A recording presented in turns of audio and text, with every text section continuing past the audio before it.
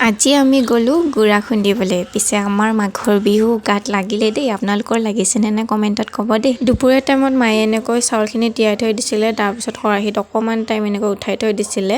তাৰপিছতে এইজনীকো লৈ আনিবলগীয়া হ'লে, ঘৰত কোনো লোৱা মানুহ নাই যিহেতুকে, সেইবাবে লগতে লৈয়ে আনিলোঁ। আৰু এয়া আমি যাৰ ঘৰত গুড়া খুন্দিবলৈ আহিছোঁ, সিহঁতৰ ঘৰত ইমান ধুনীয়াকৈ পিঁয়াজ ধুনীয়া এনেকৈ পাচিতে জোৱাইছে আৰু এইপিনে টাবত কিবা কিবি সজাই থৈ দিছে। চোতালৰ আগতে মন্দিৰটোও আছে আৰু এইপিনে আইতাই আৰু মায়ে মিলি গুড়া খুন্দি আছে। তাৰপিছতে মই এইপিনে এইজনীৰ লগত খেলি থাকিবলগীয়া হৈছে। আনিলেও দিগদাৰ, নানিলেও দিগদাৰ, এনেকুৱা হৈছে মানে।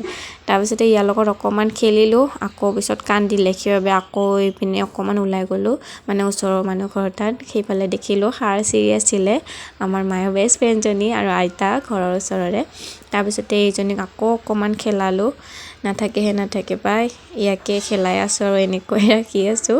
তাৰপিছতে আমাৰ বাবুৰ মোবাইলটো লৈ গৈছিলোঁ যে, মোবাইলটো আনিব যাওঁতে তাইক দি পঠালোঁ। তাৰপিছতে আইতাজনী অকণমান চাহ বনাই খোৱালে। চাহ পানী খাই মেলি আমি ঘৰলৈ আহিলোঁ আৰু ঘৰত আহি কাপোৰ কানি চপালোঁ আৰু কাপোৰ কানি চপায়ে আজিৰ ভিডিঅ'টো ইমানতে সামৰিছোঁ। আজিলৈ আহিছোঁ, বাই বাই।